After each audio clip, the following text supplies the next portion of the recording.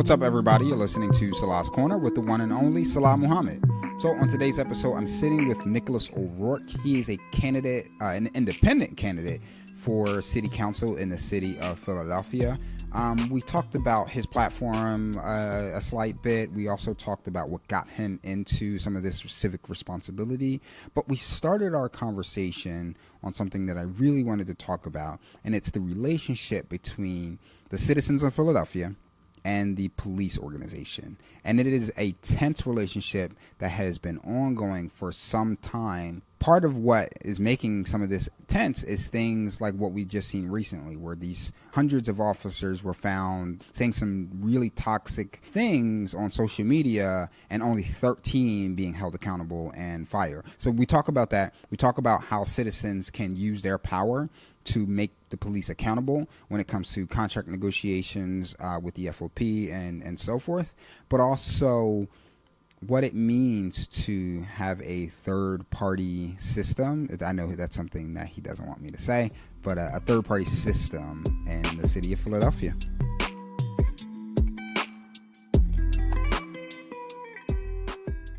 So I've had a lot of people coming to me asking me where I find the time and the space to make all of these podcasts happen. Well, I have to thank the folks at Rec Philly. They provide me the space, the equipment, and the networking capacity to make this take off. And it's not just for other podcasts. Other creative individuals use this space as well. We're talking musicians, photographers, anyone that considers themselves a creative individual. So if that's you, head over to Rec Philly. Visit them on Instagram. And if you find yourself wanting a membership, tell them Salah sent you.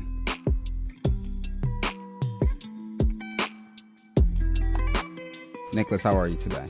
I am well. All right. So this just popped into my mind. How are you? I'm fantastic. Okay. Thank you for asking. Yeah. Something just popped into my mind. Actually, I just recently we heard about in Philadelphia the police officers who were saying some not so nice things. Racist. I'll say yes, racist. Yeah, call it what it is. Racist things on Facebook. Just abhorrent things that just never should be said, like just horrible, racist, sexist, just nasty stuff. And the commissioner finally came out and I believe they're firing a bunch of them. I know some of them were suspended. What's your take on kind of it was almost kind of a weighted response. Like it took a while to kind of get there. What's your take on how that played out a little bit? Yeah. So, as you stated, we had a part of actually a nationwide kind of revealing, right, from some folks who were able to monitor this and expose it at the right time.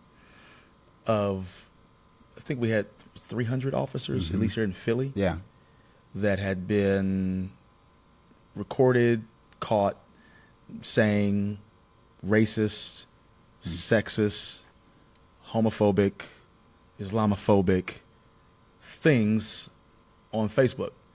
And the original reaction from elected officials, from the commissioner on down, or the mayor on down, has been, at least vocally, absolute frustration, anger, disgust. Right. And so at least that checks out, right? So that's good. At least, we have folks that are in high places that will admit that is disgusting. What was a bit disenchanting for, I think, a lot of folks without understanding about how certain things work was that it went down from 300 to about 72 folk that I think they put on desk duty or something along those lines. And now we are down to, I think, 13 that were fired. 300 to 70 something to 30. Yeah, that's crazy. And so anyone who's looking at that story might take that as if it was some sort of a capitulation, a concession, a giving up, and not as if they didn't work hard enough. We needed some fall guys, basically. Yeah, and just kind of that was what it was. But I think it's important that we understand exactly what happened, because it's revealing about a larger issue that a lot of people in the city should be paying attention to here in Philadelphia, and probably not just here, across the country. The reason why it went down that way was because of the legalities that are at play when it comes to firing police officers. The last two police commissioners were very clear about their frustrations with this arbitration clause in police contracts, something that isn't talked about a lot. The police contracts that are negotiated across the country, including here in Philadelphia, oftentimes do not have, they of course have the best interests of the officers at heart, but they don't have really insight the people of Philadelphia that they're going to be policing. Oftentimes you have officers that are policing these streets that don't even live in Philadelphia. That arbitration clause is more in line to maintain the officers having a job versus the integrity of the organization. So if you were to fire an officer, or you want to fire an officer, because of all that goes into that, oftentimes these officers, and actually I think an article came out recently that said exactly that in its headline, that officers have been fired, but don't be surprised if they get their jobs back. Oftentimes these officers will get fired, and they get their jobs back within a month or two with back pay. Wow. And so you can see why that would be frustrating for a police commissioner who might not necessarily want to tick off his employees, his officers, but also if there is someone on the job that he wants to get rid of because they're poor at their policing, or whatever the case may be, or she, whoever the commissioner may be, they really, there's not much that they can really do. And so that's what we saw. We saw that they ultimately chiseled it down, or got down to the ones that they believed they could actually fire and it stick, as opposed to them getting caught up in a bunch of lawsuits and arguments and this and that wouldn't allow them to actually have any real damage, and then we lose the whole fight. And so I am grateful to see that some things have happened. It has definitely ignited the conversation around even more of a conversation, if we picked one back up, around policing and how we do policing in the city. And I believe and I hope that it has also drawn people's attention to the importance of building power, organizing in such a way that we can have, I say the people, can have an influence on these contract negotiations. Because if there's going to be folks that are being paid and hired by the city of Philadelphia, that regardless of your union power with the FOP, this faux union that exists, regardless, and I'm a union guy, I believe in that 100%, but regardless of that, you still work for the citizens of this city.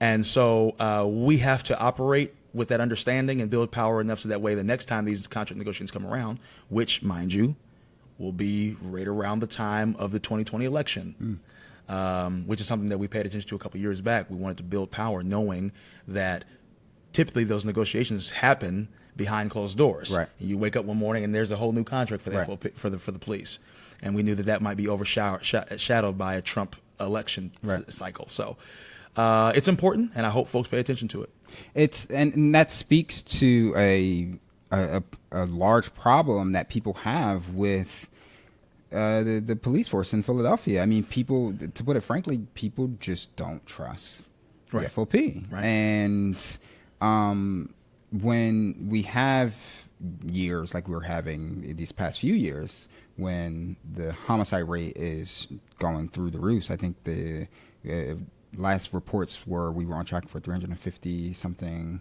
homicides in the city. It's no wonder that people are concerned with the response from the police force when you have something like that. So let's talk about what you said, some of the way we can organize and put the public's interest first into these contract negotiations that's going to take place in 2020. How, for random people that are trying to find some common ground within the police that interact in their neighborhood, for people that, for like you and me, who have a concern with what's happening in the city, have a concern that what's happening with the murder rate, and also concerned with the amount of power that is possibly going to be given to police force to control some of that. What are some of the things we can do? Yeah, I am an advocate of not just activism, but of organizing. Right. And so there are organizations that exist. Philadelphia, I dare say, is an organizing city. Activism is not a foreign concept here. Not at all. Not at all. And so you can throw a rock in any direction and find an organization that is working on an issue that you might be interested in. And police brutality is also one of those issues. The organization that I have organized with over the past several years is an organization called POWER. Philadelphians Organized to Witness, Empower, and Rebuild. And within POWER, or POWER is within the larger Faith in Action organizing network, which is the largest faith-rooted organizing network in the country, maybe in the world. And it has a campaign, a national campaign attached to it called Live Free, head up by a guy named Pastor Michael McBride out of Oakland, California, who is noted for his work around gun violence for many years, and recently has expanded, well, I shouldn't say recently, but in the last several years has expanded that to be gun violence and mass incarceration. But the conversation around gun violence isn't just intercommunal gun violence. Right. It's state-sanctioned violence, gun violence as well, with the police. And so that brings up questions around policing. He was there in support of us when we did a march on the FOP back in 2016, I think it was, and was part of a larger conversation about how we organize folk around these police contracts and things like that. Here in the city, the person that's heading up that Live Free work are two clergy persons that I'm aware of, named Pastor Melanie DeBose of Evangel Chapel in North Philadelphia, as well as Dr. Mark Kelly Tyler, who is the pastor of the historic Mother Bethel African Methodist Episcopal Church on 6th and Lombard. And they are actively having the conversation both around the racist officers and what is going on with them. In fact, I think there's a meeting this Sunday afternoon or evening at Mother Bethel about that, as well as what can be done around police contracts. And so I encourage people as much as possible to check out an organization. I know that a lot of us are working folk here in this city. Many of us are, and time is not something that we have a lot of. But if you can spare some time, connect yourself with one of these organizations that has been doing really good work, like POWER, like Live Free, and learn about what's happening. And then once you were able to learn about these issues, like I said, most folks didn't even know about this contract negotiation or the arbitration clause and why it's so hard to fire officers. When you learn about it, then you can actually do something about it. You can figure out what you can do about it. And so engage with a group like POWER, Media Mobilizing Project. There are other organizations out there. There's a larger coalition around decarceration, which touches on policing as well. And plug in, yeah. You mentioned e-carceration. What can you explain what that is? I meant decarceration. Excuse me. Yeah, we're just using that term. Decarcerate. It doesn't. It's actually weird. I use it so often, but I text it, and then every time I'm texting it, it has like a little red line that said it's a typo. I'm like, I guess it's not actually a word. Isn't that fascinating? Yeah, it's that's amazing that that's not a word. Yeah. But the reason why I mentioned e-carceration, because I had a conversation with a gentleman a few weeks ago, and we talked about probation, right? Like that's he referred to that as e-carceration, and that it really puts a lockhold on your life. That's right. And not just the probation, but the bail system, everything that you become shackled to the system. Yeah. The second you get arrested, whether it's a minor or sometimes major offenses. Yeah. And I think that's another element of just of this crime wave and interaction with just the justice system in general, not just in the city, not just in the state, but across the country.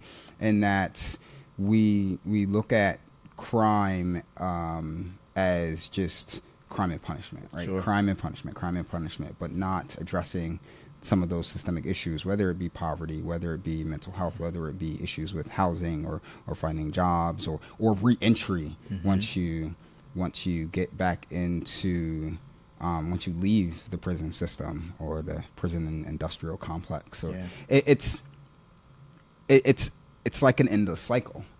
Philadelphia being one of the largest cities with such a high poverty rate, it's no wonder that the homicide rate is kind of shooting through the roof, because it messes with the psyche of the citizens. What I know Mayor Jim Kenney has really changed his approach on small time offenses when it comes to like marijuana possession. There's been some talk about the bail reform. What's some of your take on how our current government in place in the city is handling just the criminal justice element of its citizens? Yeah. So we have here in Philadelphia arguably the most progressive district attorney in the country. Yes, we do. We Power, as in my organizing time with Power and Live Free, we had I think it was 17,000 live conversations with voters of color leading up to the DA race, to hear from the community what a just district attorney looked like in their eyes, and also to share some of our ideas about what we thought that was. And we like to think that went a long way in electing someone who I am unashamed to say is actually fulfilling the promises that he made on the campaign trail to decarcerate and govern that way. And so I'm appreciative of his work. Obviously, in good organizer, activist fashion, that does not mean you don't continue to hold him accountable. And he has said to me, that he wants that. And so I appreciate him in that way. I do believe that Mayor Kenney is, for all intents and purposes, a progressive mayor, and has lifted up some progressive and shown, I should say, some progressive shifts in the way that he is governing. And also, I would be remiss if I did not say that there was a major disappointment for many of us in the community when the mayor was elected, because of how he campaigned, which was on a platform that included an explicit denouncing of stop and frisk practices in the city. And unfortunately, we saw, before 100 days lapsed into the mayor's first term, a walking back of that explicit denouncement.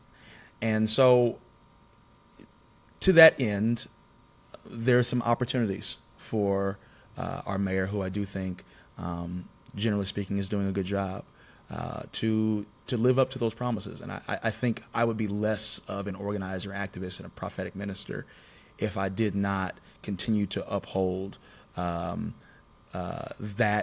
particular issue and the importance of it. I recognize that officers oftentimes feel as if we don't understand all that it takes to police and what needs to go into that. And I'm sure that is being whispered into his ear about that. And so I hear that. I am not beyond understanding the complexities of governing. But there is a Latin inscription on the tomb of Richard Allen, who was the founder of the AME Church, buried in the basement of Mother Bethel, that says, "Vox populi, vox Dei." The voice of the people is the voice of God. And so for me, if the people told you that they wanted to see an end to stop and frisk, if we have seen the lion's share of police departments across the country, in cities even bigger than ours, having at least in word, stopped this practice of stop and frisk, then certainly, if you campaign on that promise and say that that's what you're going to do, that you actually enact that. So I think that we've had some great advances. I think you mentioned, incarceration. Yes, we have a DA that has drastically cut back on the probation and parole that we've seen here. Basically keeping folks locked up even after they have been released. Right. Still serving time even in their communities, making it difficult for them to actually contribute to their communities, and in communities that, as you have already stated, are deeply impoverished. A fourth of our city's population lives in abject poverty, and so we are seeing some great advances, some great reforms, and there's some areas of growth. You are an independent candidate for city council, correct? I am. First of all, when is the deadline? So we can share with everyone to turn in signatures. The deadline or the expectation is August 1st. So all independent candidates are turning in their petitions on the 1st of August. You support the mayor, who's a Democrat. What made you run as an independent? Great question. So politics in the United States has defaulted for some time into a pendulum swing. Mm-hmm. This election cycle, we'll vote Republican. Next election cycle, we'll vote Democrat. This election cycle, we'll vote Republican. Next election cycle, we'll vote Democrat. And never the twain shall meet. We just kind of keep going back and forth. And I think that there are a lot of people across the country and specifically in the city of Philadelphia that if they haven't checked out at this point from politics entirely because of that kind of thing and not seeing any real changes happening and the same promises being made, then they're looking for something different. They're looking for something that actually reeks of boldness. And for me, not against Democrats at all. I believe that there's some pretty radical folk out there that have clinched nominations and even won elected office running as Democrats, but just being forthright with their platforms and with what they plan to do. And many have actually delivered on the promises. So I'm not against Democrats. And also, we do not have to continue to submit to this thing that has been exhausting us for so long, just this two-party system. When you talk to folks outside of the country that are coming here, there was a recent conference here in Philadelphia, Netroots, and there's some folks who were progressive who find themselves, and maybe not even progressive, folks who are just not from here, that will tell you they find it extremely difficult how to fit in to American politics because of this binary that we have. Because where they're from, you have more options, right, in terms of how you want to identify politically and how you may want to vote.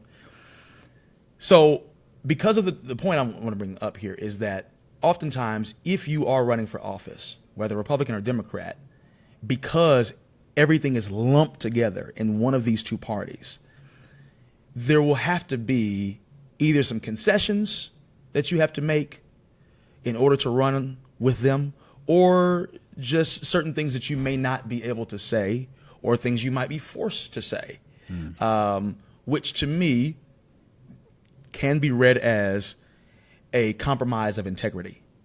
And so what myself and my running mate, Kendra Brooks, are doing, what we're doing is running as independents with the backing of the Working Families Party. We're running as Working Families Party candidates, which is a political party here on the East Coast. Really, it's national, but has a lot of strength here on the East, Northeast area. It does.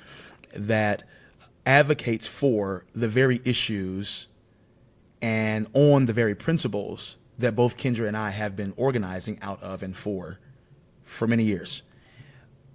You talked about poverty, eliminating that. We talked about mass incarceration, moving to decarceration. We talked about, we haven't talked about, issues around housing, affordable housing. These are all things that they're not new to.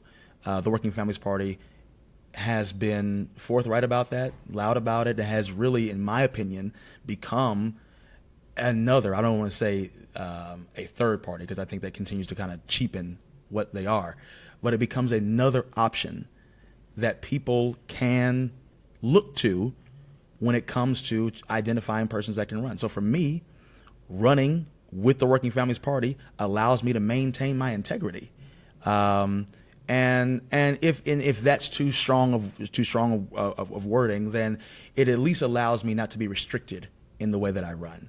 I can run a much more robust campaign, detailed campaign of advocating for the many issues that we advocate for, running with the Working Families Party, that I am not sure I would be able to do as a Democrat. I find that fascinating, because I think you're right when it comes to the alliances within the party, and at some point it becomes the message of the party or the message of you as an individual, and compromising your own morals and your own set of values. The way things used to work was you could have your own set of morals and you could stand on your own set of principles without having to compromise yourself for party. Like you didn't have to die for the party. Where now it's kind of like if you don't support the party, and there are elements of this within the Democratic Party, not just in Philadelphia, but across the country. But it's more prevalent within the Republican Party, I would say. But it's just something that is made the entire system of governance toxic. And like you said, it does make people want to tune out. I mean, Philadelphia has been largely a Democratic city for the better part of my life. Yet at the same time, we're still dealing with issues of, and the reason why I say that is because the Democratic Party is known to be the party, the majority party that's focused on people that look like me, people that are black, people that come from disenfranchised communities, people that are immigrants. The Democratic Party largely has been the party backing that community. Meanwhile, Philadelphia is sitting at 26% poverty.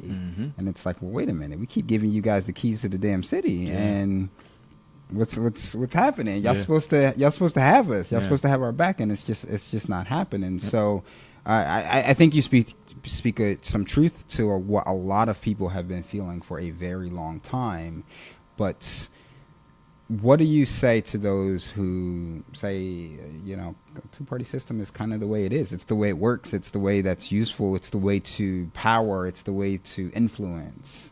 What do you say to those individuals who say, nah, the two-party system is still the best way to go? Well, I would say it's that way because we say so. The parties are made up of money and people, and where we place our money and where we lend our support is where the power will be. And we have had, I feel like the conversation around, and I'm going to say this, though I want to stop using it, but the conversation around third parties has been going on for some time, and people don't necessarily take it seriously for an array of reasons. And also, we complain. There's a lot of complaints that happen, that come up as a result of our addiction to a two-party system. It is not to suggest, again, that there is nothing redemptive about the Democratic Party or whatever your party of choice may be. I'm not suggesting that.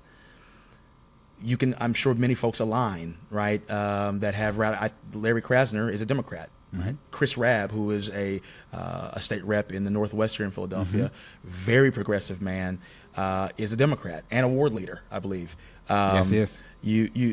So it is possible to be that. And also, these are folks who have had the backing of parties like the Working Families Party, who oftentimes parties like the Working Families Party are still sought out by presidential candidates. There are several presidential candidates right now that are actively seeking the endorsement of the Working Families Party because they recognize the kind of power culturally that the WFP yields. And so I would ask us, as much as we are being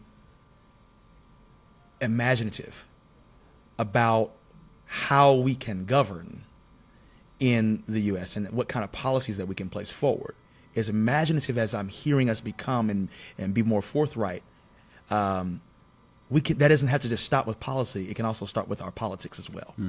We can be much more creative than we have been.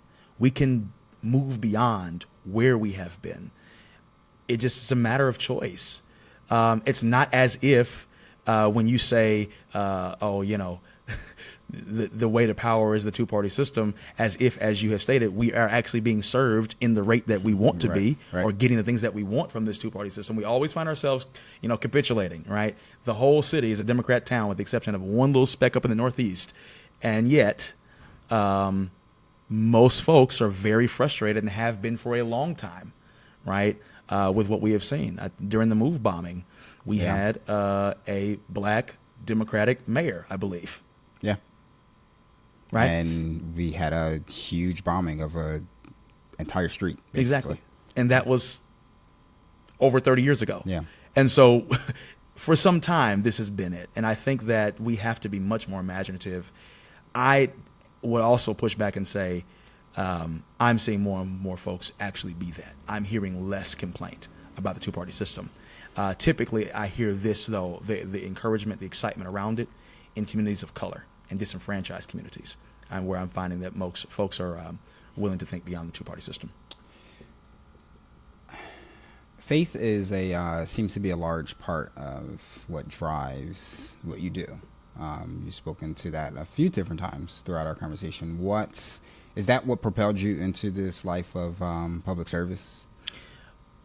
What propelled me into the life of public service was the way I was raised. Mm-hmm. My mother and my father both came from proud black families. My father's mother was a professor of music at Central State University. In fact, she was taught Leontine Price, great vocalist, voice prior to her going off to receive her master's and become the great vocalist that she became. Mm-hmm. Was good friends with Paul Robeson, who has a house in West Philadelphia. Yeah. Don't live too far from that. And so my grandfather, my father's father, was a small business owner, owned a motel, dry cleaner, a restaurant called the Old Mill in Cedarville, Ohio, and helped organize black folks around the Democratic Party at that time when they started kind of flipping from the Republicans to the Democrats in the early part of the century. 60s. Mm-hmm. And so he comes from this educated family that took pride in almost like a Booker T. Washington style of blackness. My mother, on the other hand, was much more Du Bois. And so she was the light-skinned child of four dark-skinned kids in the 60s. I tend to think that the light-skinned kids that grew up at that time felt like they had more to prove or something. I don't know. Yeah, it was just a different time. Yeah, different absolutely. Time, for sure. You know, yeah. Huey was a awfully proud black man with his light skin self. Not to play in the colorism. It's a joke. The idea though the point being that my mother raised my brother and I to be radicals. She comes from a blue collar household. Her mother was a domestic. She cleaned rich folks' houses for a living. Many of them we are still family friends with to this day. My grandfather was a mechanic. And so she had us reading the autobiography of Malcolm X, had us reading Nathan McCall's Makes Me Want to Holler, Story of a Black Man Growing Up in America. Jambo Means Hello. I was learning Swahili. That was the coffee table book, right? So that understanding of what it meant to be black and proud, both respectable but yet radical, coming from both sides of my family, informed what it meant and how I'm supposed to show up in society, my brother and I both. And so that was the foundation for me. My mother was active. She was a CWA rep, has been a union person for some time. Both my father as well, being a working person, was a electrician, a truck driver, and a janitor before he retired. My mother, telephone operator, now drives buses. And so, the importance of advocating for who we are and those of us who are experiencing oppression and suffering and less than what we deserve in society was something that was instilled in us early on. So that's that. But also my mother, really both sides of the family, but I really have to contribute to my mother's faith through the 90s when she was dealing with a lot of different things and began to really shape and mold the way that I am today. We started going, my mother, through a lot of stresses and things like that during the 90s, used to take my brother and I to different conferences and camp meetings as her faith became more pronounced to help her get through. And so that's how I started getting involved in church. I grew up that way, but it got it more pronounced in the 90s. But it was when I was at Central State University, I met my best friend at the time who was going to seminary across the street at Payne Theological Seminary, another AMA institution, which is why I keep referencing them often. The professors there, while he was going there, would allow me to sit in on intensives on their Saturdays or whatever to learn about them. And that's where I came in contact with what's known as the social gospel. I started hearing names like Gustav Gutierrez and James Cone and Walter Rauschenbach and all of these folk that helped me to understand the Christian faith not as something that was for prosperity and private piety, but something that was to be used as a public proclamation for the emancipation of God's people, that God had a preferential treatment for the poor, that the concept of Jesus, whether you believe in him literally or not, the story is of a deity infleshing itself to come along and scream alongside humanity and liberate it from its suffering. And that we are called to be like that particular person. And so that definitely became the context. When I understood it, blew my mind, right? I got married to a woman who grew up and to this day still practices Islam, practicing Muslim. And so I was with her on Wednesday morning, I guess November the 6th or whatever day it was, 2016, when she woke up to President Donald Trump. And I saw her weep from her soul that as a black woman Muslim in America, she had been essentially utterly disrespected and rejected by folks that may have been close to her, folks that she works with. And so, yeah, my faith speaks to all of that. I feel called to address that suffering and that surrounding. And so, yeah, it's definitely central to the why I do what I do and how I go about doing it. And that date was 11/9. I'll never forget because it's 9/11 backwards. I'm trying to forget. I know we all are trying to forget.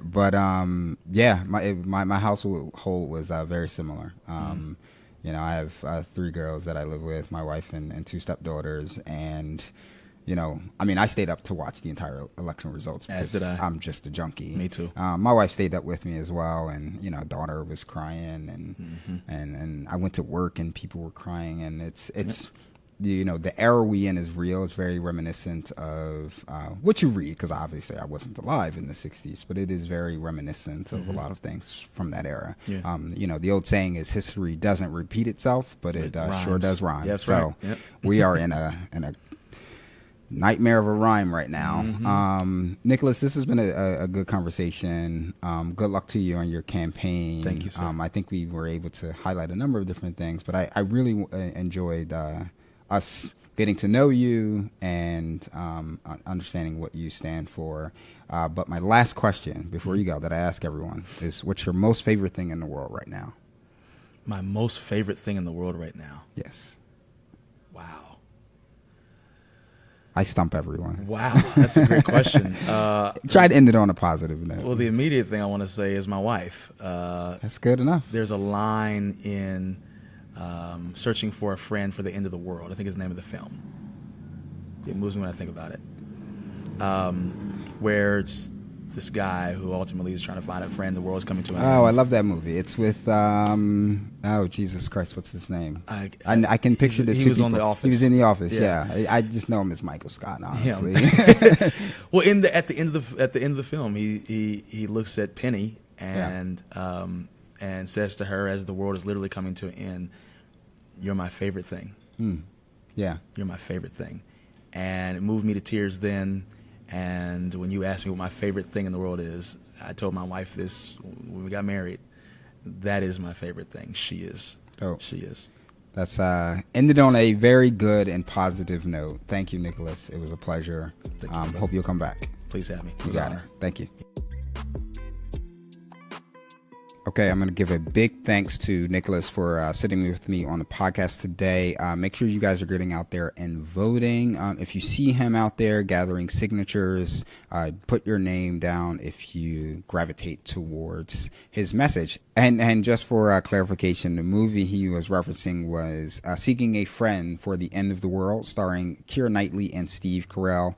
Real funny movie, really emotional at the same time. Check it out. highly recommend it. And again, always thank you for tuning in. Make sure you rate and subscribe on Apple Podcasts or whatever platform you're listening to this on. Email me all your questions at realtalk@salascorner.com. Check out my latest blog post at salascorner.com. Salas Corner is recorded out of Rec Philly, is produced by producer extraordinaire Bree Wilson, and features music by Prod by Delgado. For more of my work, visit me at salascorner.com. And until next time, peace, y'all.